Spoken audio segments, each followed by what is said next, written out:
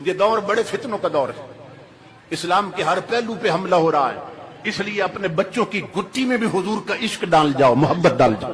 اور اس کا طریقہ کیا ہے کہ بچے کو ABC بعد میں سکھاؤ، بچے کو مصطفیٰ کا قرآن پہلے سکھاؤ۔ جو ہمارا کلچر ہے نا اور کافروں کا کلچر، اس میں بنیادی فرق یہ ہے، مسلمان کے کلچر میں اور کافروں کے کلچر میں۔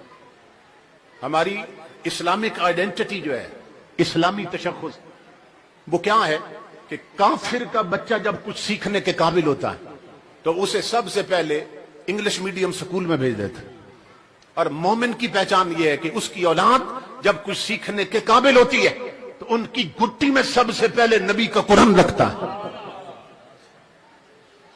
تو بچوں کو سب سے پہلے قرآن پڑھاؤ، بچوں کو سب سے پہلے حضور کا دین اتنا سکھاؤ کہ جتنا ایک مسلمان کے لیے ضروری ہے سیکھنا، نماز روزے کے مسائل، جسم پاک کیسے کرنا ہے، وضو کے طریقے، غسل کے طریقے، تو یہ سیکھ لیں ہماری نسلیں، تو تب ہمارے گھروں اور نسلوں میں حضور کا دین چلتا رہے، ورنہ آگے بڑی خرابی پیدا ہونے والی ہے۔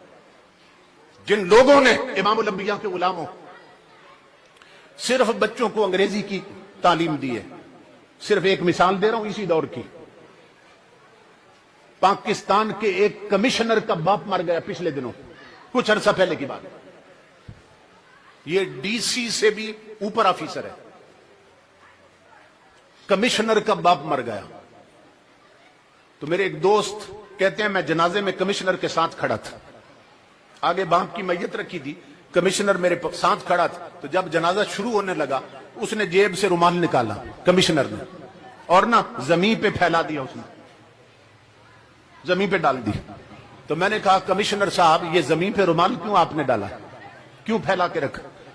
تو کمشنر، یہ پاکستان کا کمشنر ہے، وہ کہنے لگا نیچے چٹائی بھی نہیں ہے، دری بھی نہیں ہے، تو جب سجدے میں جائیں گے تو ساری مٹی لگ جائے گی منہ کو۔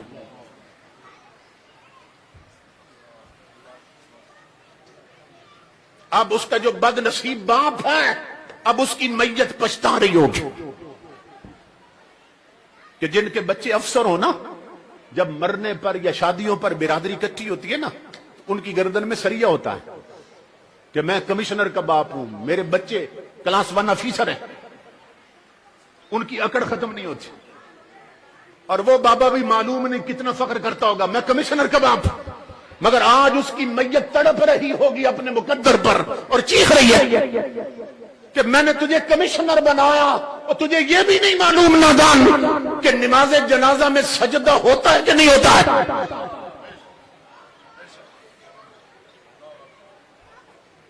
یہ صرف اس کی بات نہیں، یہ ہم سب کے ساتھ ہونے والا۔ اگر ہم نے اولاد کی گٹی میں نبی کا قرآن نہ رکھا، اگر ہم نے بچوں کو مصطفیٰ کا دین نہ پڑھایا، تو تمہارے جنازوں کا بھی یہی حشر ہونے والا۔ اس باپ کے لیے کتنی بڑی بد نصیبی ہے جس کے 4 بیٹے کلاس 1 افسر ہوں مگر ایک بھی اس کامل نہ ہو کہ مرنے کے بعد اس کے لیے خود بچے ختم قرآن کر سکے۔ اس لیے میرے آقا کے غلاموں، اپنے آپ کو حضور کے دین کی طرف لاؤ۔ اللہ نے اگر 4 بیٹے دیے تو چاروں نہیں تو کم از کم ایک تو حضور کے دین کا عالم بنا دو، ایک حضور کو دے دو۔ اللہ نے بیٹیاں دی ہیں تو اس دور پر فتن میں اور بے حیائی اور بے حسی کے اس دور میں بیٹیاں تو ساری کی ساری حضور کے دین کو دینی چاہیے۔ کہ دنیا بھر کے جو تھنکرز ہیں اور مفکرین وہ کہتے ہیں کہ جس معاشرے اور سوسائٹی کی عورت سنور جاتی ہے وہ پوری سوسائٹی اور معاشرہ سنور جاتا ہے، اور جس معاشرے کی عورت بگڑ جاتی ہے وہ معاشرہ بگڑ جاتا ہے۔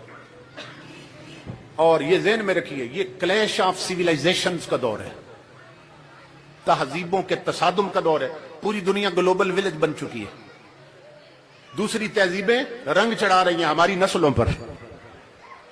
اس لیے میرے آقا کے غلاموں، اس دور میں ضرورت ہے کہ ہم اپنی نسلوں پر مصطفیٰ کا رنگ چڑھائیں۔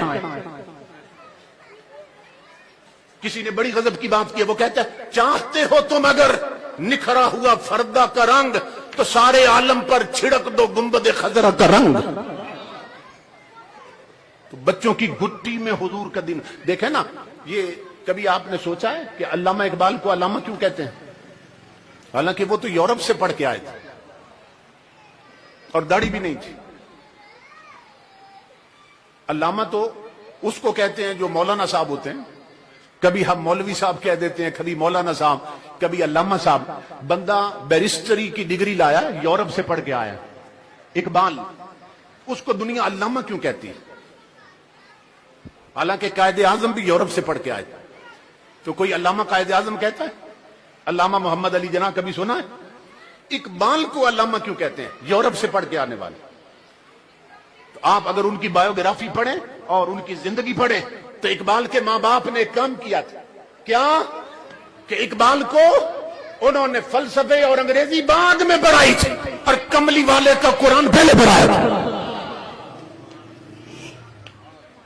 اقبال نے رومی, سعدی اور جامی کو پہلے پڑھا تھا, گلستان بوستان پہلے پڑھی تھی, اور فلسفے کی کتابیں بعد میں پڑھی. تو یہی سبب ہے کہ جب اقبال کی گٹی میں قرآن تھا اور حضور کا دین, تو جب وہاں سے پڑھ کے نکلے تو 2 دھاری تلوار بن گیا کافروں کے لیے, اور اعلان کرتا نکلا, خیرہ نہ کر سکا مجھے جلوہ دانش فرنگ, سرما ہے میری آنکھ کا خاک مدینہ و نجف. اقبال وہاں عقیدہ بدل کے نہیں آیا, ایمان بیچ کے نہیں آیا وہاں سے, بلکہ فخر سے اعلان کرتا نکلا, ہو یورپ والو, تمہارے پبوں اور کلبوں میں تمہاری جوان بیٹیوں کے ننگے تھرکتے ہوئے جسم بھی مجھے اپنی طرف مائل نہیں کر سکے. کیوں کہ بچپن میں ماں نے آنکھوں میں سرما ہی خاک مدینہ پہ لگایا. اقبال فخر کرتا ہے, اور اس کا کلام پڑھو. تو میں یورپ جاتا رہا ہوں دورے پہ, اسکاٹ لینڈ میں گیا, ناروے میں گیا, تو یورپ کے لوگ بتاتے ہیں کہ ابھی تو موسم بڑے بدل گئے یہاں پہ. تو یہاں 25 سال 40 سال پہلے 6 مہینے سورج نظر نہیں آتا تھا, ہر وقت بادل چھائے رہتے, برف باری ہوتی رہتی. تو اس وقت بھائی جب ہوا چلتی تھی نا, تو اس میں اتنی کانٹ تھی کہ چہرے پھٹ جاتے تھے, اور اس وقت یہ جدید سہولتیں بھی نہیں تھی. تو پرانے لوگ مجھے بتاتے ہیں اقبال اس دور میں گیا تھا وہاں. اقبال کیا کہتا ہے؟ کہتا ہے زمستانی ہواؤں میں تھی گو شمشیر کی تیزی, نہ چھوٹے مجھ سے لندن میں بھی آداب سحرخیز. جس کی ماں نے گٹی میں قرآن رکھا تھا, وہ اقبال کہتا ہے کہ سنو, یورپ کی ٹھنڈی ہوائیں جو تلوار کی طرح چہرے پھاڑ دیتی تھی, وہ ہوائیں بھی مجھے لندن میں میرے تہجد قضا نہیں کروا سکتی. گٹی میں نا قرآن رکھ دو, حضور کی شریعت رکھ دو, پھر انہیں ڈاکٹر بناؤ, انجینئر بن, جو مرضی ہے بناؤ نا. لیکن جب گٹی میں قرآن ہوگا اور غلامی کا پچا ہوگا حضور کا گردن میں, تو پھر وہ کسی بھی عہدے اور پوسٹ پہ پہنچ جائے تو وہ پھر ہمیں افسر بعد میں نظر آئے گا, مصطفیٰ کا غلام پہلے نظر آئے گا.